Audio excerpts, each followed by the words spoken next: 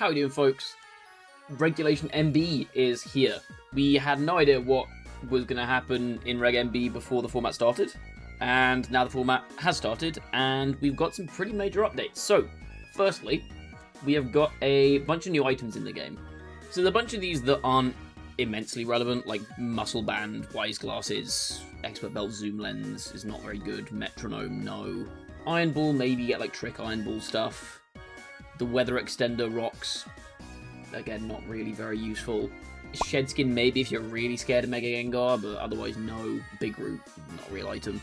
There are a few big ones, so the first one being Wide Lens, which is useful largely for Population Bomb Mousehold, but there are other Pokemon like Sarina, who quite likes Wide Lens. It's not the worst item in the game, it's mostly just going to be Mousehold. The biggest ones are going to be Light Clay and Life Orb. So Light Clay, we've already seen stuff like Sableye doing a bit here and there with screens. Given that a Light Clay now is very, very nice, and we'll see later, we've got Grimmsnarl back in the game as well now, which is pretty big for Light Clay.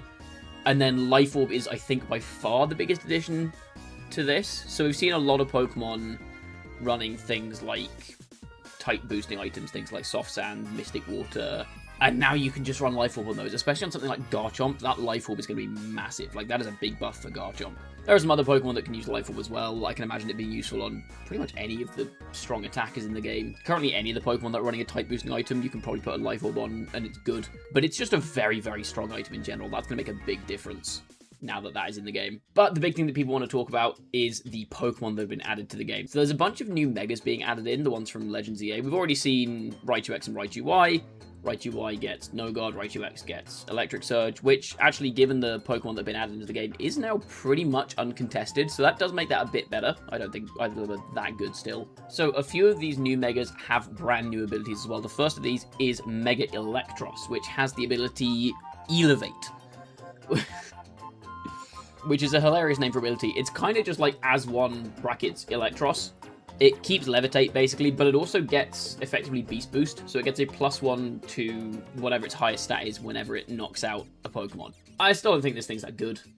Its stats are kind of poor. The stats aren't very well optimized because they're so heavy on attack and special attack. They just kind of haven't put points elsewhere, which means that its bulk and its speed are both pretty lacking. The next new Mega ability is Pyroar, which might be the ugliest Mega in the game. I really don't like this thing's Mega design very much.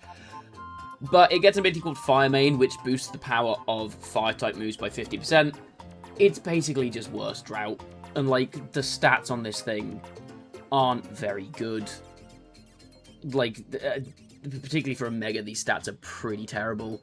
I don't know why you'd ever use this over Charizard. Why? Like, the speed is the only actual benefit you get over Charizard, but, like, anything other than fire moves aren't doing, like, any damage from this thing. Yeah, I think this thing just probably is gonna still suck. There are a few Megas that keep their old abilities, so Scrafty keeps Intimidate when it Mega Evolves, which is quite funny, because Intimidate will activate again when you Mega Evolve, so in theory you can get 2 Intimidates in one turn. So on paper, it's a very, very strong user of Intimidate. There are a lot of Pokemon that punish Intimidate at the moment. I think also Scrafty, it's got good bulk, its move pool's okay. It did lose Parting Shot, it had that in Legends EA, doesn't have that in Champions, which is a bit of a blow. But the main thing is it's 4 times weak to Fairy, which is really difficult to get past in this format that's currently being run by, like, Whimsicott, Floette, Sylveon is all over the place as well. It does have a solid matchup into Basculegion and King Gambit, which is quite nice, but the problem is those are usually accompanied by something that just blasts Scrafty to death. Phalanx keeps Defiant,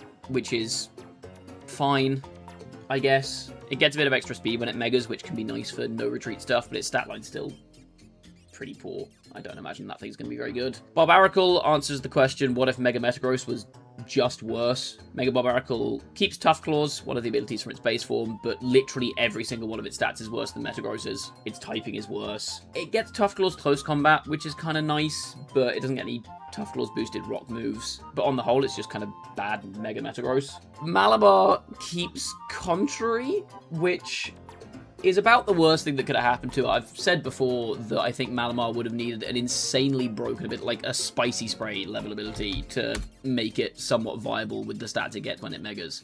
Like, these stats are so terrible, its typing is terrible. Like, it's really not that much of an improvement over its regular stats, and it's already kind of bad. Like, it gets a bunch of extra special attack for no reason. Its contrary sets don't want to use that. If they gave it Psycho Boost, then maybe, but yeah, it's, this thing sucks. Mega Malamar is very bad. There are also some Megas that get updated abilities upon Mega Evolving. So not abilities that are brand new, but abilities that are new to the Pokemon. The first of which is Contrary Mega Staraptor, which I think is actually quite cool. This thing gets Intimidate pre-Mega, which is very nice.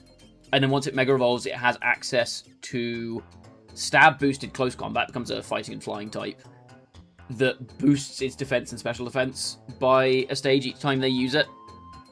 And also it's immune to Intimidate, because if you Intimidate it, it gets a +1 boost instead of dropping its attack. Fighting and Flying are an incredibly good offensive pairing as well for typing. Like, they hit most of the game for at least neutral damage. Their stats are pretty decent. Its bulk is alright. It's not atrocious, but like 85, 190 is fine. Decent. 110 speed is nice. 140 attack is good on something that's slamming Brave Birds and close combats the entire time. Also gets access to like Tailwind, U-Turn. I think this thing's pretty decent. I think Mega Staraptor's pretty fun. Mega Dragalge gets Regenerator, which is like a fine ability in isolation, but the problem is, even if we don't consider the fact that Dragalge can hold an item, if it's not Mega, like base Dragalge with adaptability just does more damage than Mega Dragalge, and then you add an item boost on top of that, and it's way more. So I don't know why you'd ever really run this. Scolipede got completely shafted as well. Its Mega ability is Shell Armor, which has speed boost when it's non-Mega.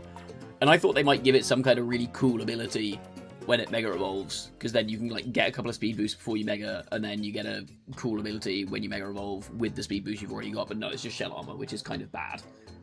And the stats are not good enough to justify using it when its ability is just worse than base form. Funnily enough, I think the Megas that are going to make the most impact are some of the returning ones, not the brand new ones. So the first one, and I think the most important one, is Mega Metagross, which thankfully doesn't keep Heavy Slam, which would have been an absolute nightmare. So it goes back to its best Steel Stab being Iron Head or Meteor Mash if you really fancy gambling a little bit for a bit of extra base power. It keeps Psychic Fangs, which is nice. Like, historically, Mega Metagross has not had great consistent fighting stab, and now it has 100% accurate 85 base power Tough Claws boosted move that breaks screens, which is pretty cool. Main thing for Metagross though, it has 110 base speed, still has access to Rock Slide, which can deal with Charizard Y. It has Ice Punch, doesn't have knockoff anymore, but it's still got a bunch of good options. It obviously like destroys Mega Floette. Mega Mawile, another steel type, is good, but I think it's not amazing. Like, its typing is incredible. Fairy Steel is arguably the best type in the game. It gets Intimidate pre-Mega, gets huge power when it Megas. Like, this thing's damage output is crazy high, but it feels very vulnerable in a metagame that's run by, like, Charizard Y. Garchomp can outspeed and hit it super effectively. Doesn't really like Delphox, doesn't really like Incineroar. I think its place in the metagame's a little bit weird. Like, I imagine it'll be viable, but it feels a little bit hard to justify over something like Metagross, for example. And then the other returning Megas are the Hoenn starters. So Sceptile, not really anything. Gets Shed Tail now, which it didn't get last time its Mega was here, but I don't think that's particularly relevant. It's very fast, which is nice, but doesn't do very much. Blaziken, again, the Mega has an issue where if you run Life Orb on regular Blaziken, you actually do more damage than the Mega does, and it keeps speed boost, so nothing really changes there. It's alright, but it's not great. The big one, though, is Mega Swampert. Mega Swampert finally gets Wave Crash. So the damage potential for this thing in Rain is unbelievably high with Swift Swim. I think Swampert is genuinely a very good addition to Rain compositions. It has, like I said, Wave Crash has high horsepower for Ground Stab, which is good consistent damage. Gets stuff like Ice Punch, Knockoff if you want to hit Sinistra, for example. Gets fighting coverage. It's got low kick and super power. You can run Bulk Up if you want. I think this thing is, like, obviously not splashable, but on Rain teams, I think this thing is very scary. And then we have some non-Mega Pokemon returning as well. We've got a little bit of kind of slop in here, like Vileplume, Mashana, Houndstone aren't really doing anything. Quillfish is here for some reason. It gets Intimidate, but that's not really worth it. Overquill could maybe have a niche. Like, I could see Overquill maybe being used with like a Life Orb on Rain teams to break through Sinistra or hypothetical grass types that don't currently exist in this format. Or the other thing is that it's a Pokemon that resists Last Respect and has Intimidate. So it, on paper, looks quite good into Basque Legion. I don't think it's necessarily a good enough Pokemon by itself to justify using it for that. But yeah, like, it in theory, has some niches, maybe. There are a few big ones that people are looking at. The first one is Golden Go, which actually got nerfed pretty hard. Make It Rain is now 95% accurate instead of 100, which I think is a dumb change. And it drops your special attack by 2 stages rather than 1, which I think is a good change. In fact, I think that that's how Make It Rain should have been from the start, to be honest. But, like, the initial damage of Golden Go hasn't changed, so a Life Orb Make It Rain on turn 1 is still doing as much damage. But it loses damage after the first hit, and also loses a lot of potential as kind of a late-game Nasty Plot Pokemon. Because in Gen 9, you'd often see it click Nasty Plot once, and then it gets a +2 Make It Rain, and then a +1 Make It Rain, and then a neutral Make It Rain, which is so much more damage than a +2 Make It Rain, then a neutral Make It Rain, then a -2 Make It Rain, right? Annihilate's back. It lost Final Gambit, thankfully. That would have been an absolute menace in a Mega format, because basically every Mega in the game has less HP than Annihilate does. And Rage Fist also got nerfed to reset the Rage Fist counter when Annihilate switches out, which I think makes sense. I think it's a good change. Rage Fist is a really, really strong attack, and the fact that you could get your boosts on Annihilate, switch it out, and then switch it back in later and still have the Rage Fist stacks felt a little bit odd.